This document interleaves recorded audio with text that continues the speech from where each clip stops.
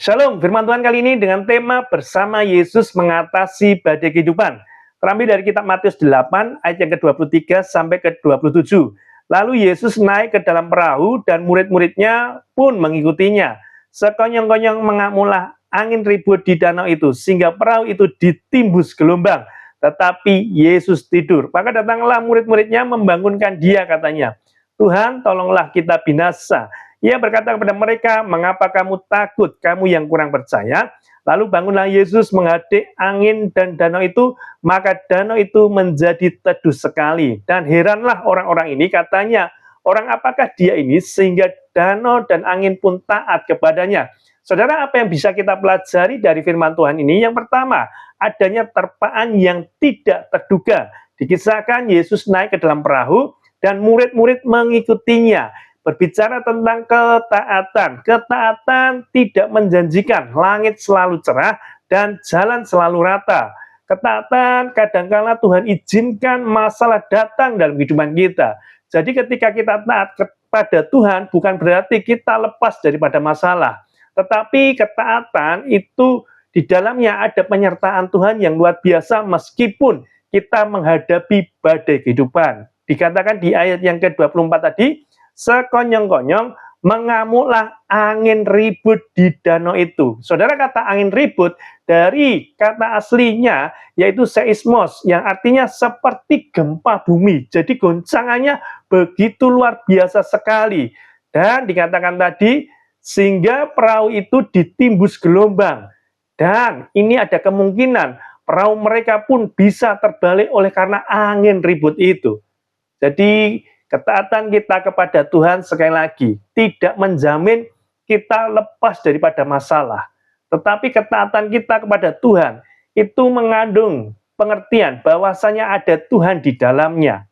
Apapun yang kita alami hari-hari ini, dalam masalah keluarga kita, dalam masalah pekerjaan kita, dalam masalah sekolah, studi kita, maupun pelayanan kita, yang datangnya itu seperti angin ribut ini, yang tiba-tiba menghampiri kehidupan kita. Percayalah, saudara tidak sendirian, ada Tuhan Yesus di dalamnya, dan saudara bisa mengatasi badai kehidupan tersebut. Kemudian yang kedua, apa yang bisa kita pelajari, yaitu tidur dalam ketenangan. Dikatakan di ayat yang ke-24 tadi, sekonyong-konyong mengamulah angin ribut di danau itu, sehingga perahu itu ditimbus gelombang, tetapi Yesus tidur. Saudara, Yesus tidur bukan karena Yesus cuek, tetapi mungkin karena kelelahan dalam pelayanannya, juga mengajarkan kepada para murid bagaimana Yesus menghadapi badai kehidupan ini dengan penuh ketenangan. Sebab dia Allah yang berkuasa atas semesta ini. Jadi dia menghadapi dengan ketenangan, mengajarkan kepada kita semuanya untuk kita bisa tenang dalam menghadapi badai kehidupan ini. Masalah boleh ada, tetapi bagaimana respon kita, yaitu tenang dalam menghadapi permasalahan tersebut. Dan menariknya di sini, Yesus tidak segera menghardik angin itu, namun dikatakan, ya, 25, ayat yang ke-25, maka datanglah murid-muridnya membangunkan dia, katanya, "Tuhan, tolonglah kita binasa." Apa yang Yesus lakukan? Yesus justru berkata kepada mereka, "Mengapa kamu takut, kamu yang kurang percaya?" Saudara, murid-murid ini percaya bahwa di dalam perahu tersebut ada Yesus yang sanggup untuk meredakan angin tersebut. Tetapi justru Tuhan menegur mereka terlebih dahulu. Tuhan tidak segera menghardik angin tersebut, tetapi menegur mereka terlebih dahulu. Yaitu apa? Apa yang menjadi kekacauan dalam hati mereka, ini yang Tuhan tenangkan terlebih dahulu. Makanya ketika dalam menghadapi permasalahan, maka yang Tuhan tolong adalah hati kita terlebih dahulu, supaya kita menjadi tenang. Bukan segera masalahnya diatasi, tetapi hati kita dibuat tenang terlebih dahulu. Kita percaya akan kuasa Tuhan, tetapi terkadang kita ragu akan kepercayaan kita kepada Tuhan. Makanya Tuhan pastikan untuk iman kita dipulihkan terlebih dahulu, hati kita ditenangkan terlebih dahulu. Dan ketika kita sudah menjadi tenang, maka apa yang dilakukan oleh Yesus? Lalu ia bangun dan menghardik angin dan danau itu. Jadi yang Tuhan tenangkan itu bukan anginnya dulu, tetapi hati para murid. Ini penting sekali dalam kehidupan kita. Kita perlu memiliki iman yang luar biasa. Bukan ketika kita senang saja iman kita bangkit, tetapi dalam keadaan kita menghadapi badai kehidupan pun, iman kita harus terus tumbuh. Dan dalam iman tersebut ada ketenangan untuk kita menghadapi badai kehidupan ini. Jadi yang Tuhan ingin bereskan adalah sikap hati kita dalam menghadapi permasalahan. Jadi yang kedua, berbicara tentang tidur dalam ketenangan ini termasuk juga sikap hati kita. Ini yang Tuhan ingin bereskan supaya kita lebih tenang dalam menghadapi permasalahan. Dan yang ketiga, apa yang bisa kita pelajari? Yaitu teguran yang menaklukkan. Yesus punya kuasa untuk meneduhkan gelombang. Yesus berkuasa atas alam semesta ini. Dan kalau kita pelajari bersama-sama, Danau Galilea ini 200 meter di bawah permukaan laut dan dikelilingi perbukitan. Sehingga angin dingin gunung seringkali menabrak udara hangat di atas danau dan secara tiba-tiba terjadilah badai. Itu yang bisa kita tahu bahwasanya masalah itu terkadang Tuhan izinkan tiba-tiba datang dalam kehidupan kita.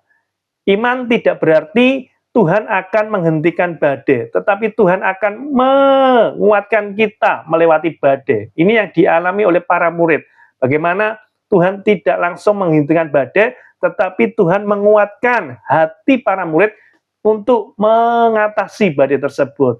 Dan damai bisa merasakan ketenangan di tengah kekacauan yang ada. Inilah yang Tuhan ingin ajarkan, supaya ada kedamaian di hati kita, sehingga kita bisa tenang sekalipun menghadapi kekacauan yang ada. Jadi yang ketiga, kita belajar bersama-sama teguran yang menaklukkan ini tentang Yesus berkuasa atas setiap permasalahan kehidupan yang ada dalam kehidupan kita.